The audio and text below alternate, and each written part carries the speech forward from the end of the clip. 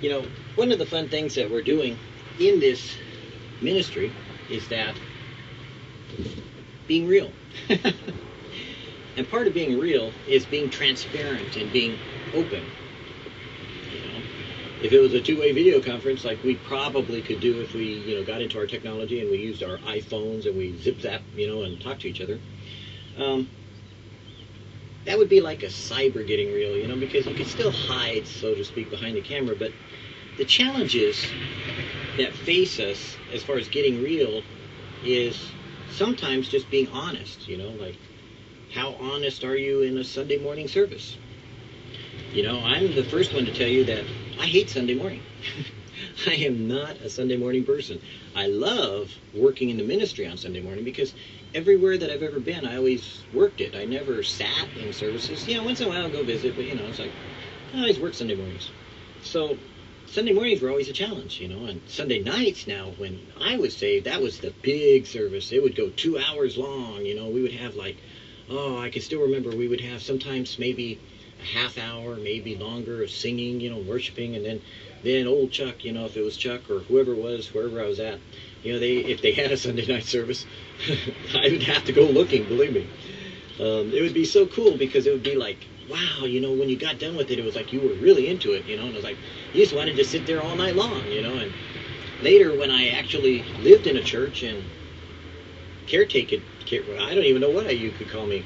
Was I a caretaker? Was I the janitor? Was I the owner? Or the renter? Good question. But anyways, when I was in the church, I used to love going into the sanctuary at midnight, and I remember even younger than that when I used to love going to and finding, like Catholic churches that I'd go to, and I'd go look and see the steeple on the outside, and then I'd go pull on the door and see if it's open, and then go inside and kind of creep in there and look around and say, God, are you in here? And it's cool. I like those. So that's why I like little chapels or things that are open 24 hours, And I know Knott's Berry Farm used to have this little thing that, you used to go in and you'd sit there and wait, and then the door would open and you'd see a picture of Jesus, and then it'd change into Jesus on the cross. It was cool. Then I read a book by Taylor Caldwell, No One Hears But Him, and it was similar to that. But those were all experiences. Well, your experiences is different, but what I wanted to share about transparency was simply this. Devotionals are when God meets you and you meet God. When we record these, for instance, like I'm recording it outside today, I'm recording tomorrow's devotional. Why? Because when I tried to record the daily ones, sometimes it was too hot in the morning. Sometimes it was too cold, but it wasn't true. It was just too hot. So I recorded some of them for today's inside, yesterday. But you see, God isn't a man that we should be limited him to what time he speaks to you, or that you need to be worried that, oh my gosh, does that fit for today, or does it fit for tomorrow, or when does it fit? That's silly. That's dumb. You meet God on the day that you meet God. And if you're in your devotionals, then today is the day of salvation, as it says. God didn't keep track of numbers. We added those. God keeps track of you. And guess what? He's speaking to you today. So for the sake of, transparency and honesty and integrity, I always wanted to remind people that, sometimes when I record these, it may have been the day before, well, it won't be the day after, I don't think. That ought to be interesting. Be a slick one to try to do that. If I ever record one day after, I'll put it that this is the day after, and guess what? I'm recording back 2 days because you're living 2 days before, right? Sure. Somehow I don't think that I was transported unto the day of the Lord, and I look back. Not like John. But, getting past all those goofy things, when God chooses to meet with you, he uses whatever tool he can.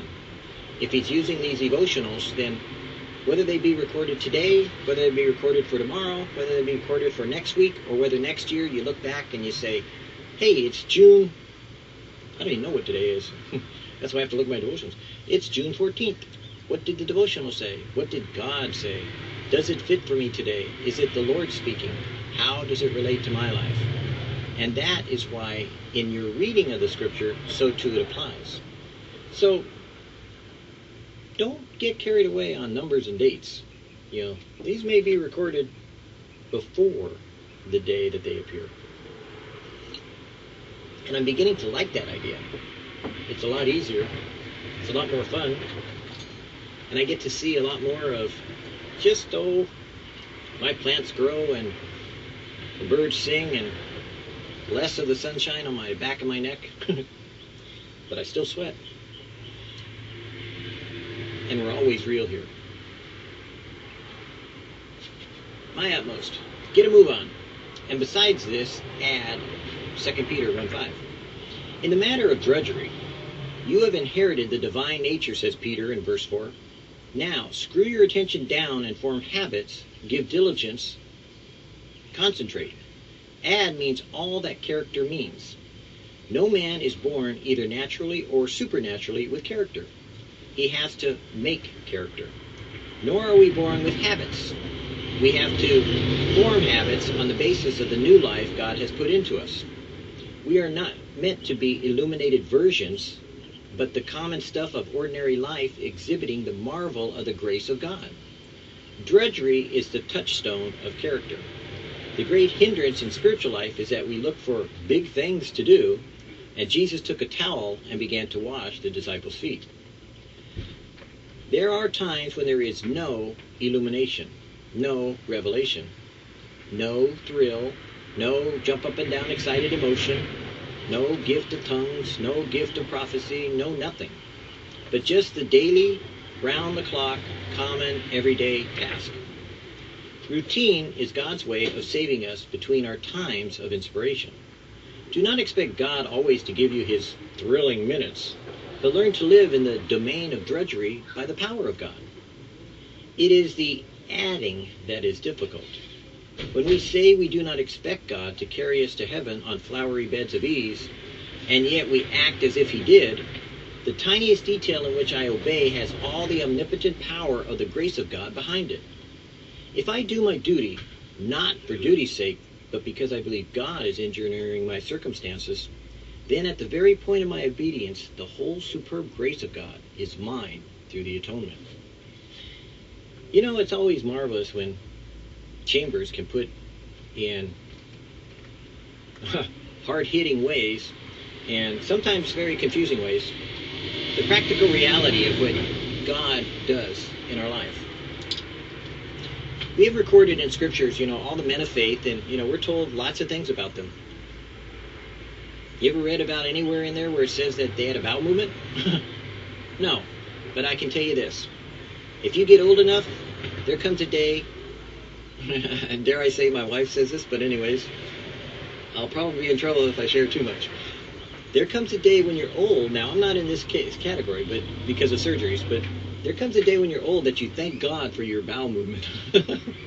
And of course that's not written, but those are the little things and the little details that God says are the drudgery of the everyday things that, guess what? That's not a gift of the Spirit. That's just going on with God, because he created us in a practical world, in a physical world, and some of the physical things are drudgery. Now, you don't have to look at it as drudgery. I don't. I personally, from 30 some odd years ago, taught people, hey, God sees you in the bowel movement, so guess what? He sees you wherever you are. And that was shocking for some, and I don't know why, but, I just wanted to make the point at the time that he could see you. And the same thing is true about, if you don't feel sometimes like you're holy, or you don't feel like you're joyful, then don't be. Be honest. That's all God wants. If you feel kind of like worn down, get a candy bar. No, I'm kidding. I mean, if it works, But sadly, it may work for the flesh, but it'll probably cause you a sugar downer afterwards. And, if you're diabetic, of course, it'll cause you to, spike, and then you'll need to get some insulin, and you'll have to go through a whole rigmarole of dealing with it. But the point is, every day we have normal experiences of life. Now, I hold to one other thing beyond the drudgery, is that I see God in all the drudgery, and so I enjoy discovery of the drudgery, that God is in it, and God is in our everyday routines, and God is in our habits, which is what Chambers is pointing you toward, is to see God in every detail of the things you're doing today.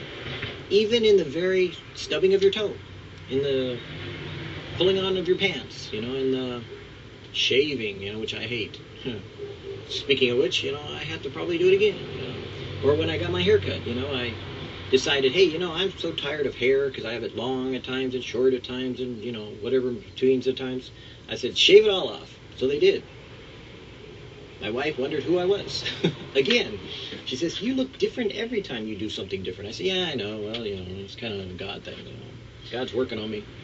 But in the everyday drudgery and toil of like even shopping or visiting, or I'm trying to think of something that's really dull and drudgery.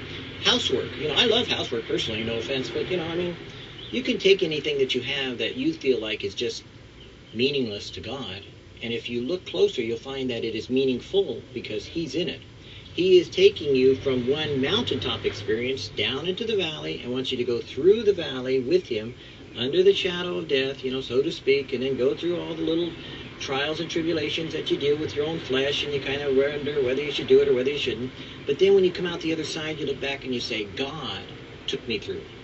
And that's what God does in your normal everyday existence with the things that you don't like to do or you don't want to do, but you should do. Oswald says, make it a habit and it'll develop your character. Make it a personality choice and you'll become a sound reputation. Take God in it, God will make you godly. That's the only difference between godliness and godlessness. God is in it or God isn't. So take Him with you. That's simple. When I used to, every job that I've ever possessed, and I've had a lot of them, believe me. When the Lord moved me around, I just quit my job and went where He went. And then I got another job and learned a new vocation or succeeded in that. And wherever I went, I always took this one attitude.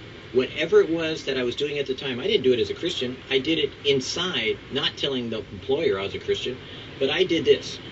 I looked at it as being, this work is unto God. It is what I do that shows God. It is how I demonstrate that God is with me. So the work that I did was twice as hard. The work that I did was twice as clean, you could say, because lots of times cleaning jobs. Or I tried twice as much to excel at whatever it is I put my hand to. And I think I've only had like 3 jobs I couldn't do. And I've had a lot of jobs. And those 3 jobs, I can say for sure, there is no way that I'll ever be able to do them. 1 is I don't want to, and 2 is, God didn't want me to either.